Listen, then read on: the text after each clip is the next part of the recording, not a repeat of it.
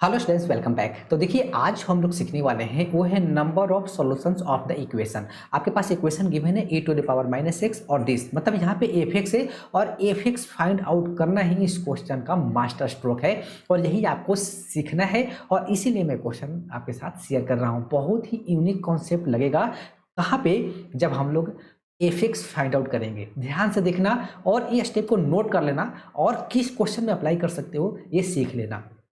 तो देखो, हमारे पास गिवन है let f(x) be a continuous function this interval पे and satisfying this number of solutions, वही सेम चीज। तो सबसे पहले हमें फंक्शन डिटरमाइन करना पड़ेगा, राइट। अब उसके लिए हम लोग क्वेश्चन स्टार्ट यहाँ से करते हैं। पहले क्वेश्चन लिखता हूँ 0 to 1, मतलब इंटीग्रेशन वाला पार्ट, और इसको मैं लिख लेता हूँ यहाँ पे x and then √x and then यहाँ पे f(x) ब्रैकेट 1 माइनस यहाँ पे हो जाएगा √x and then f(x) this and यहाँ पे dx which is equal to 1/8, right. ठीक है, अब देखो इसको कैसे इंटीग्रेट किया जाए।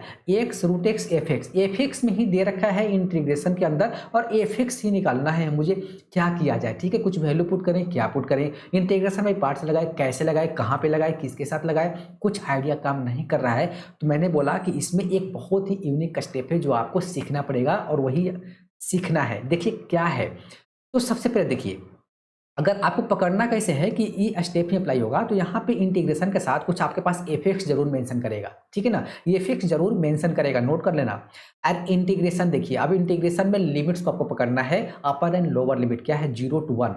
तो अब देखना ध्यान से, मैं इंटीग्रेशन का साइन 1/8 को ही ब्रेक करना यहाँ पे सबसे ज्यादा इंपॉर्टेंट है। सारा क्वेश्चन का राज यही छुपा हुआ है। कैसे, ध्यान से देखना। तो आपको क्या करना है, 1/8 को ना इंटीग्रेशन 0 to 1 के और x के टर्म्स में लिखना है, ठीक है। कैसे, ध्यान से देखना। तो 1/8 को तो सबसे पहले तो ये तो कंफर्म है कि मुझे लिमिट 0 to 1 ही रखना है, ये तो क्लियर है। जो यहाँ रहेगा वही आपको यहाँ पर लगाना है, ठीक है। तो यहाँ पे अब क्या लिखा जाए, x लिखा जाए x²। तो अगर मैं यहाँ पे x लिख देता हूँ और यहाँ पे लगा दिया dx, तो यानी कि x²/2, यानी कि इसका वैल्यू कितना आ रहा है 1/2 आ गया ना, 1/2। तो यहाँ पे हम लोग यहाँ इसके साथ 1/4 यहाँ पे लिख देते हैं, बात बन गया, ब्रेक हो गया, ठीक है। इसी तरह आपको करना पड़ेगा।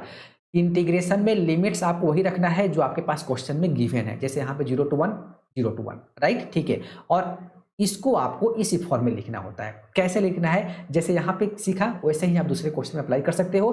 किस टाइप का प्रॉब्लम, मैंने बोला इंटीग्रेशन के साथ आपको, इंटीग्रेशन के अंदर आपको जो पार्ट होता है ना, उसमें आपको f(x) जरूर मेंशन करेगा, ठीक है। बस इसको नोट कर लेना।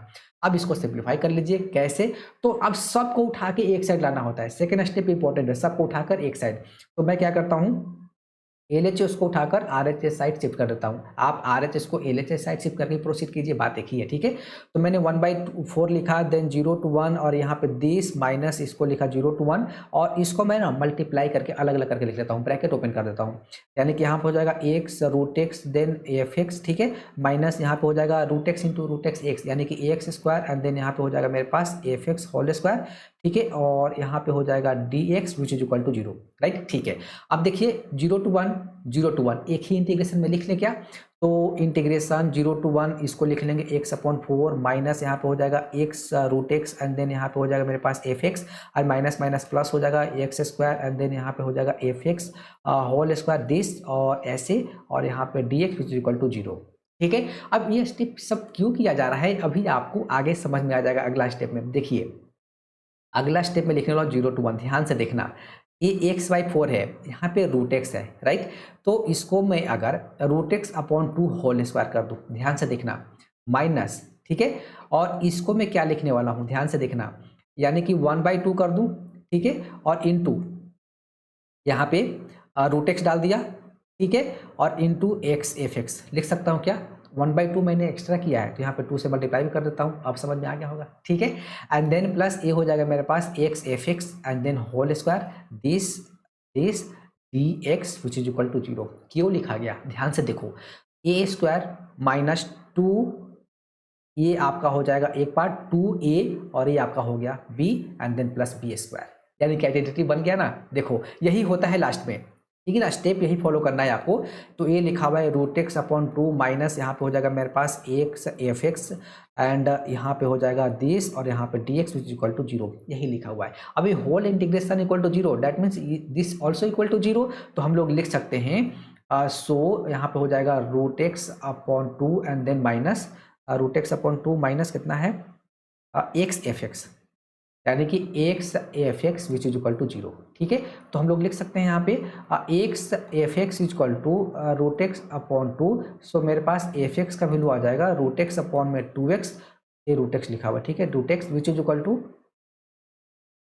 एक मिनट, ये आपका है यहाँ पे रूट एक्स, राइट। तो ये हो जाएगा 1/2 रूट एक्स। चलो फंक्शन डिटरमाइन हो गया, ठीक है ना, मेन कम हो गया।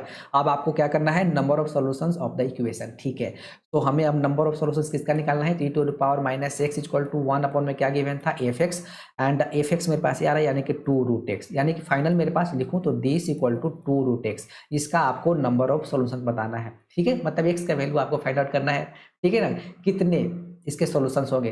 तो सबसे जबरदस्त क्या है आपके पास कॉन्सेप्ट, कैसे निकालते हो, तो ग्राफ प्लॉट करते हो, दोनों का ग्राफ प्लॉट कर लेंगे, हमारा आंसर आ जाएगा। ठीक है, तो ग्राफ प्लॉट करने के लिए मैं देखो सबसे पहले समझ लेते हैं, y is equal to e to the power minus x का ग्राफ प्लॉट करना है, and then y is equal to 2 root x का ग्राफ प्लॉट करना है। ठीक है, इसका ग्राफ तो आपको पता होगा, बच्चे बच्चे को पता होता है इसका ग्राफ कैसे, और इसका ग्राफ भी बहुत बच्चे बच्चे को ही पता होता है, बहुत ज़्यादा हार्ड भी नहीं है। क्या समझना है आपको, ये चीज़ समझना पड़ेगा। देखो यहाँ बच्चे एक गलत कर सकते हैं, सपोज करो मैंने y is equal to root x का आपको ग्राफ पूछा कैसे प्लॉट होगा। ठीक है, तो बच्चा क्या करता है, यहाँ पे ध्यान से देखना, जो सिली मिस्टेक्स है ना वो बता रहा हूँ आपको। यहाँ पे y square is equal to x कर लेगा, राइट। ठीक है, उसके बाद फिर चूंकि ये क्या हो गया, ये आपके पास हो गया पैराबोला, ये तो बहुत बेसिक सा है ना, ये आपके पास पैराबोला का ही तो इक्वेशन है। सिमेट्रिकल अलोंग क्या होता है, एक्स एक्सिस। ठीक है, ये इसका ग्राफ होता है।